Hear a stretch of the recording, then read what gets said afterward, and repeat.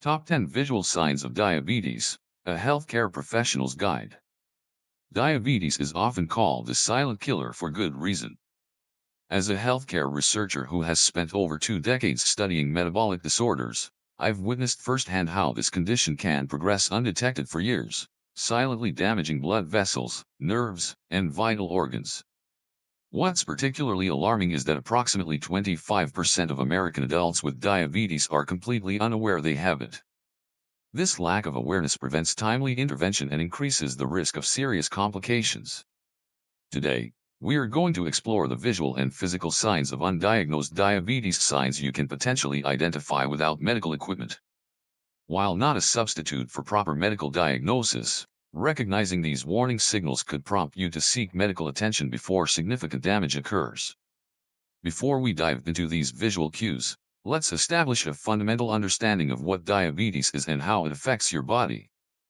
At its core, diabetes is a condition characterized by impaired blood sugar management. Under normal circumstances, a hormone called insulin helps transport sugar from your bloodstream into your cells, where it's converted into energy. However, in diabetic individuals, this process is disrupted in one of two primary ways.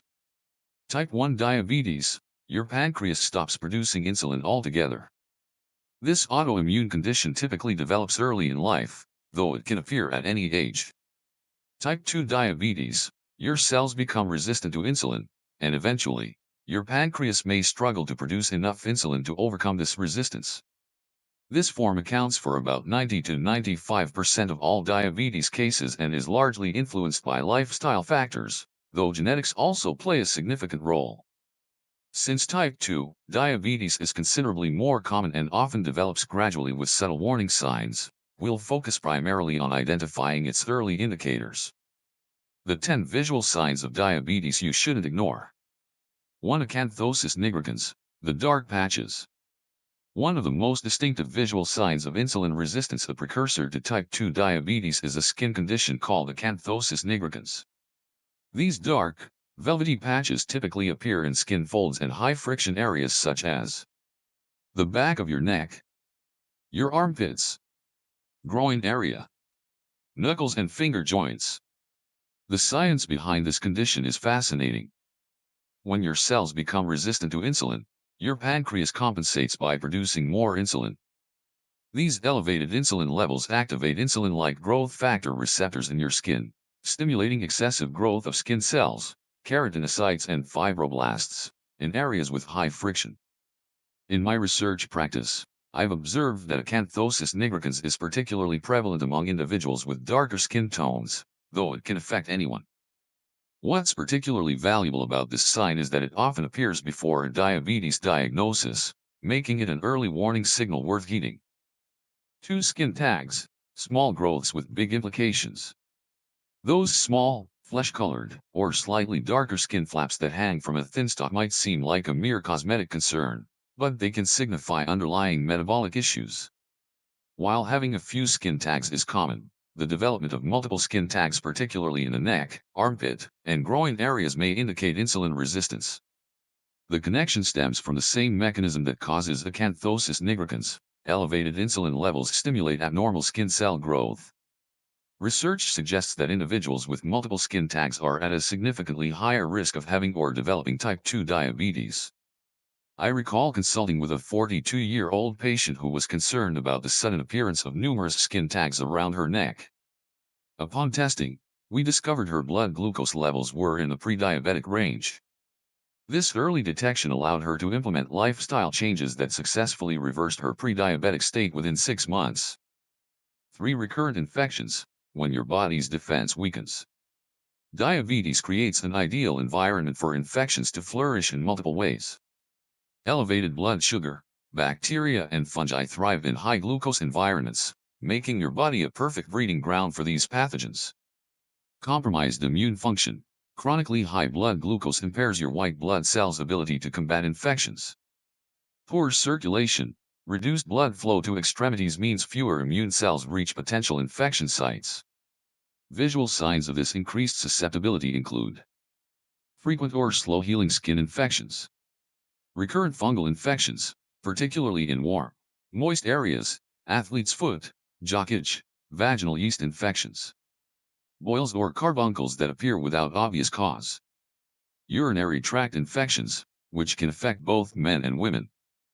During my clinical research, I encountered numerous patients who initially sought treatment for recurring infections, only to discover that undiagnosed diabetes was the underlying cause. One memorable case involved a 56-year-old construction worker who had developed 4 separate skin infections in a 6-month period. His glycated hemoglobin, HbA1c, test revealed he had been living with uncontrolled diabetes for what was likely years. 4. Stiff hand syndrome, the prayer sign. This is a particularly interesting diagnostic indicator that requires no medical equipment to assess. Try this simple test. Place your palms together in a prayer position. Attempt to press your palms and fingers completely together. In a person without diabetes, the palms and fingers should touch completely. If you notice that your fingers cannot fully straighten or your palms cannot make complete contact, what medical professionals call a positive prayer sign, this may indicate diabetic chiroarthropathy, also known as diabetic stiff hand syndrome. This condition occurs through a process called glycosylation, where excess glucose molecules in your bloodstream attach to proteins in tendons and skin, causing them to become thickened and less flexible. Over time, this leads to reduced mobility and stiffness, particularly in the hands. I've seen numerous cases where this condition was mistakenly attributed to arthritis because the symptoms appear similar. However, X-rays of affected hands typically show normal joints, with the stiffness originating from the soft tissues and tendons rather than the joint spaces.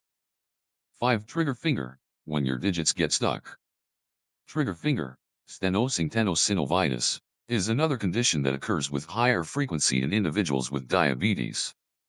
The condition manifests as a finger that gets stuck in a bent position, a distinctive snapping sensation when straightening the finger, tenderness or a noticeable lump at the base of the affected finger. This occurs when the tendon that bends your finger becomes inflamed and thickened due to glycosylation, the same sugar coating process that causes stiff hand syndrome. The swollen tendon struggles to glide smoothly through its protective sheath, particularly at points where the sheath narrows, such as the A1 pulley at the first crease of your finger. In my experience, patients with undiagnosed diabetes often present with multiple trigger fingers, whereas non-diabetic individuals typically experience the condition in just one digit. While steroid injections can provide temporary relief, addressing the underlying glucose imbalance is essential for long-term improvement. 6. Frozen shoulder, limited mobility with a metabolic cause. Adhesive capsulitis, commonly known as frozen shoulder, is characterized by significant pain and severely restricted shoulder movement in all directions.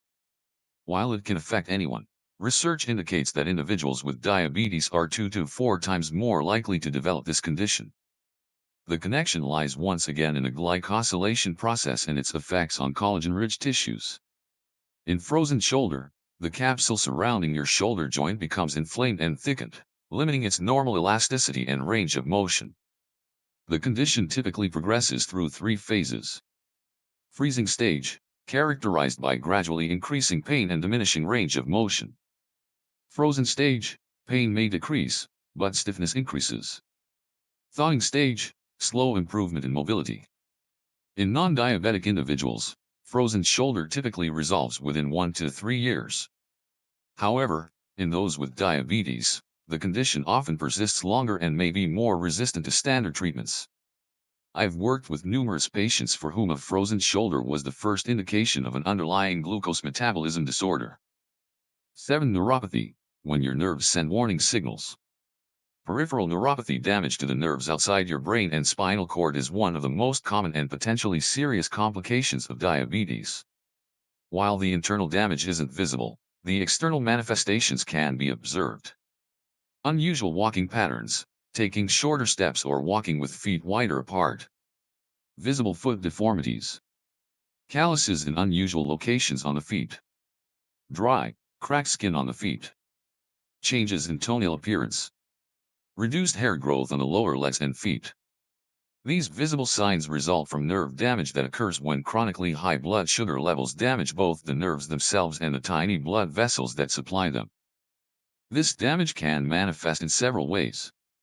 Sensory neuropathy, numbness, tingling, burning sensations, or pain, particularly in a stocking and glove distribution, affecting feet and hands.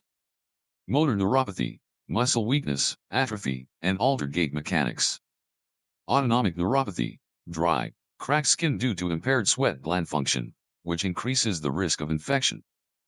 Perhaps the most alarming aspect of diabetic neuropathy is the loss of protective sensation. When you can't feel injuries to your feet, you can't protect them properly.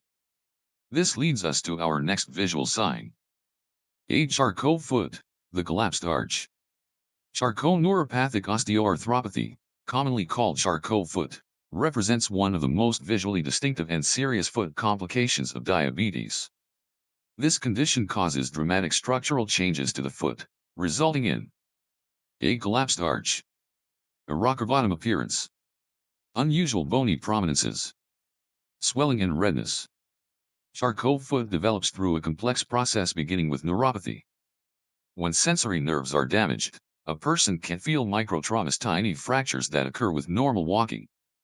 Continuing to walk on these injuries prevents healing and leads to progressive bone and joint destruction. What's particularly concerning is how quickly this deformity can develop.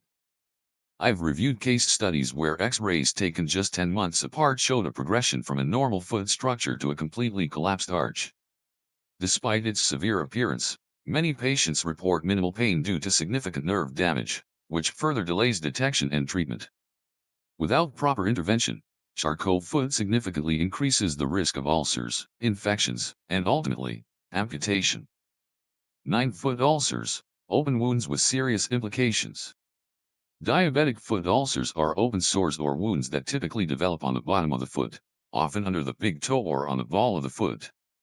These ulcers represent a serious complication and are the leading cause of hospitalization among people with diabetes. The visual characteristics include circular wound with clearly defined edges, red wound bed, possibly with yellowish tissue, caul-used border, potential for deep penetration, sometimes to the bone, minimal bleeding or drainage. The development of these ulcers stems from multiple factors related to diabetes. Neuropathy prevents sensation of pressure or injury. Poor circulation slows healing. Impaired immune function increases infection risk. Altered biomechanics create abnormal pressure points. Throughout my research career, I've documented numerous cases where patients were completely unaware of serious foot ulcers until they were identified during routine examinations. One particularly memorable case involved a patient who had been walking with a small nail in his shoe for weeks, creating a deep ulcer that he never felt due to severe neuropathy. 10. Gastroparesis, visible signs of digestive disruption. While primarily an internal condition, gastroparesis, delayed stomach emptying due to nerve damage, can manifest with visible signs. Significant bloating after meals. Unexplained weight loss. Visible food regurgitation. Signs of malnutrition, brittle nails, hair loss, poor skin turgor. This occurs when high blood sugar damages the vagus nerve, which controls stomach contractions. Without proper nerve function, food moves too slowly from your stomach to your intestines, causing symptoms like bloating, nausea, vomiting, and feeling full after eating only small amounts. Beyond discomfort, gastroparesis can make blood glucose management extremely challenging due to unpredictable food absorption. Meals that should be digested within hours may remain in the stomach much longer, making insulin dosing and timing particularly difficult. Case studies, lessons from real patients. The silent progression, Michael's story. Michael, a 58-year-old logistics manager, came to our research clinic complaining of shoulder pain that had persisted for nearly 8 months. Initial examination revealed classic signs of frozen shoulder, but what caught my attention were the dark patches on the back of his neck and the multiple skin tags around his collar line. Upon questioning, Michael mentioned increasing thirst and frequent urination over the past year, but he had attributed these symptoms to his new blood pressure medication. He also noted that small cuts on his hands seemed to take longer to heal than they used to. A comprehensive metabolic panel revealed a fasting blood glucose of 235 mg/dl and an HbA1c of 9.2%, indicating that Michael had been living with undiagnosed diabetes for likely several years.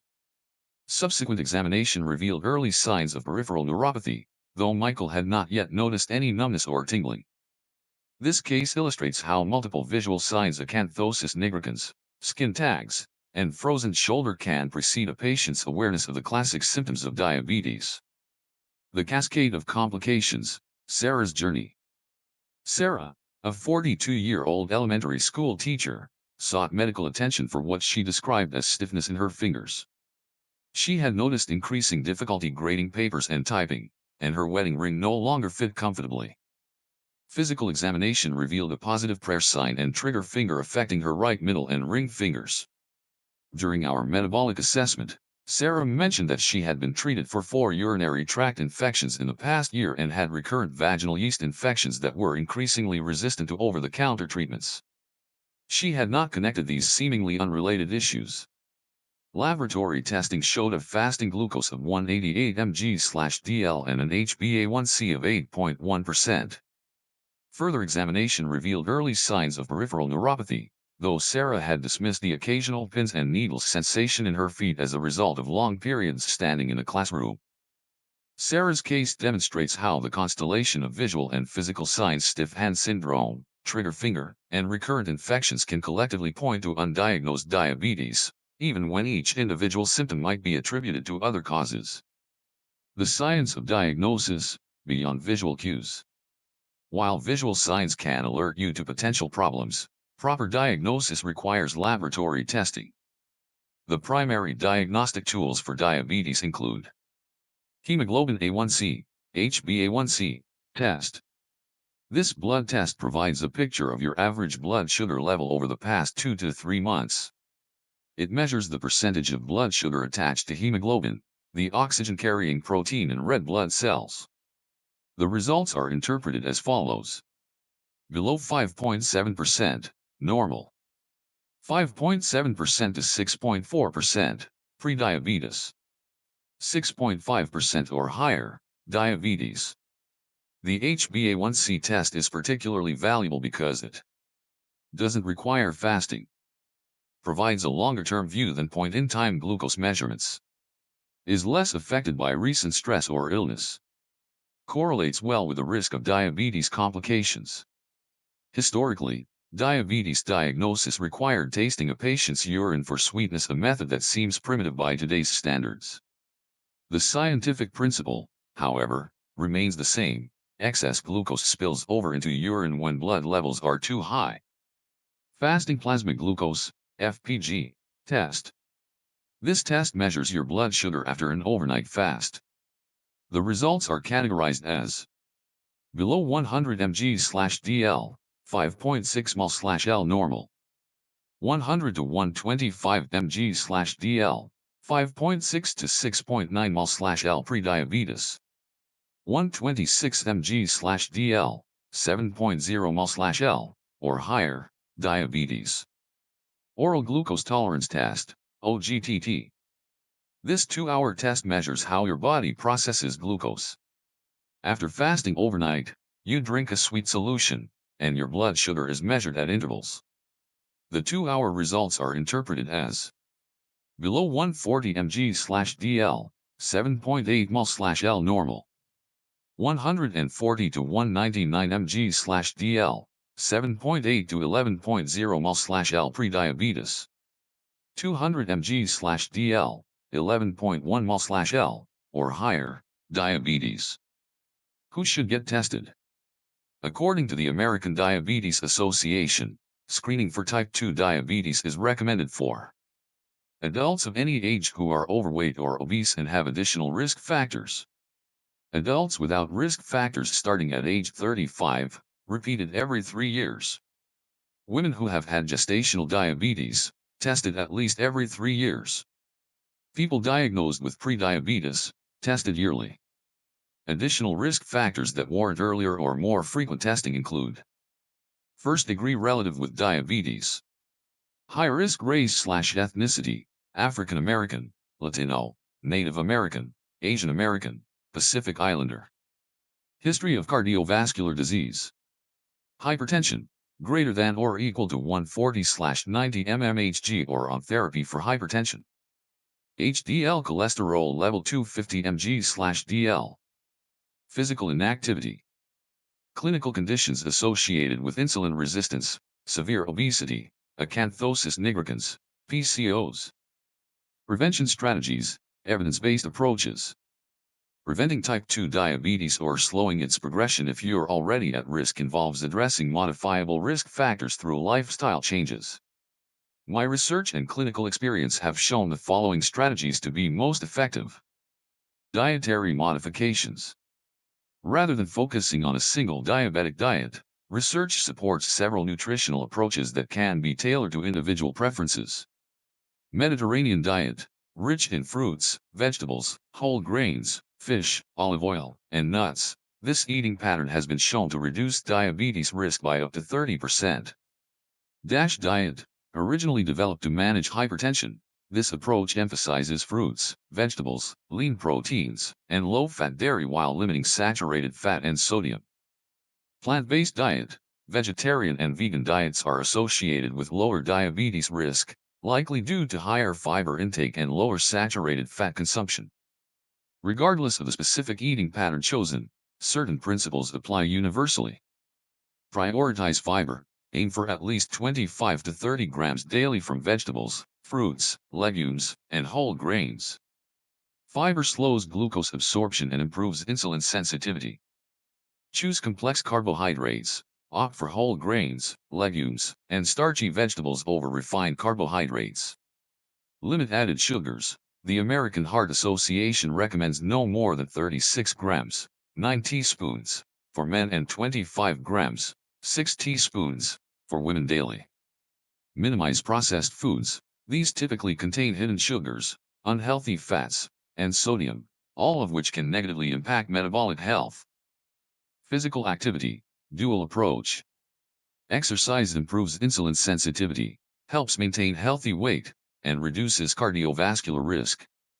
For optimal results, combine aerobic exercise. Aim for at least 150 minutes of moderate intensity activity weekly.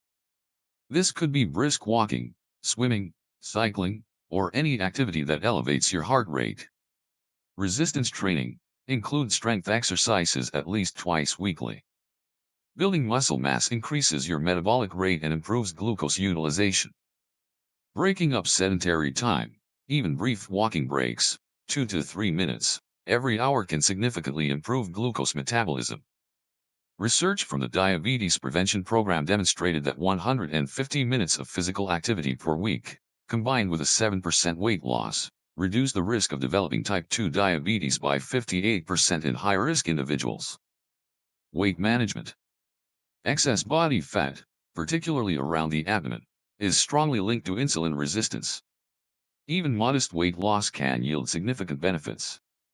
A 5 to 7% reduction in body weight can improve insulin sensitivity by 57%.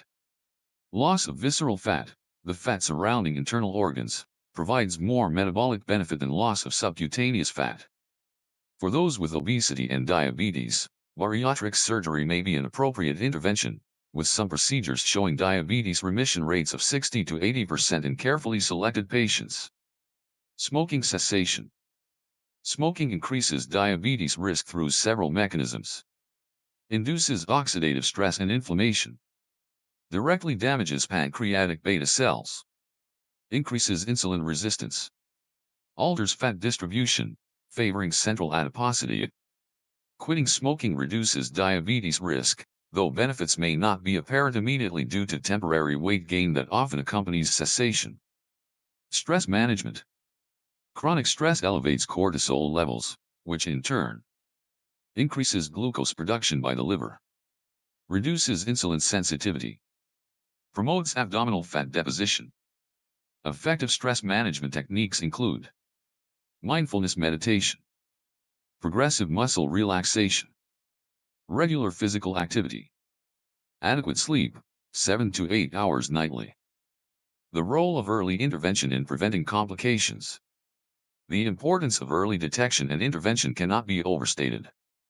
Research consistently shows that aggressive management of diabetes from the time of diagnosis significantly reduces the risk of complications. The landmark United Kingdom prospective diabetes study, UCS, demonstrated that each 1% reduction in HbA1c was associated with 21% reduction in diabetes-related deaths, 14% reduction in myocardial infarction, 37% reduction in microvascular complications. Similarly, the Diabetes Control and Complications Trial, DCCT, showed that intensive glucose control reduced the risk of retinopathy by 76%, nephropathy by 50%, and neuropathy by 60%. These findings highlight why recognizing the early visual signs of diabetes and seeking prompt medical attention is so critical. It can literally save your limbs, your vision, and your life. Conclusion: empowerment through awareness. The visual signs of diabetes we've discussed represent your body's attempt to alert you to an underlying metabolic disturbance. By becoming familiar with these signs, from skin changes like acanthosis, nigricans, and multiple skin tags to musculoskeletal issues like stiff hand syndrome and trigger finger, you equip yourself with knowledge that could lead to earlier diagnosis and intervention. Remember that diabetes, particularly type 2 diabetes, often develops gradually over years. The window between the first appearance of visual signs and the onset of irreversible complications represents a critical opportunity for intervention. By identifying these warning signals and taking prompt action, you can potentially alter the course of the disease and preserve your long-term health.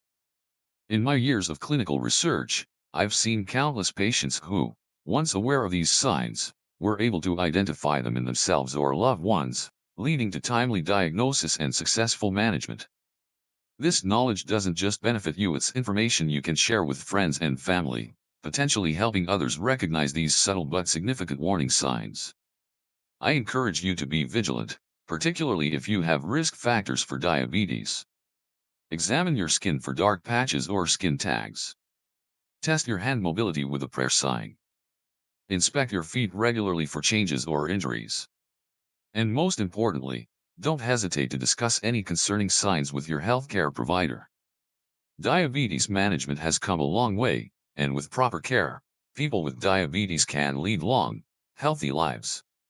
But the first step is recognition, and now you know what to look for. If you found this information valuable, please share it with others who might benefit. Early detection saves lives, and raising awareness is a crucial part of combating the diabetes epidemic. Have you noticed any of these signs in yourself or someone you know? Share your experience in the comments below. Your story might help someone else recognize these warning signals. If you'd like to learn more about diabetes prevention and management, subscribe to the Health Fusion channel for regular updates on chronic disease prevention, management, and the latest research developments. Remember, knowledge is power, especially when it comes to your health. Stay vigilant, stay informed, and stay healthy.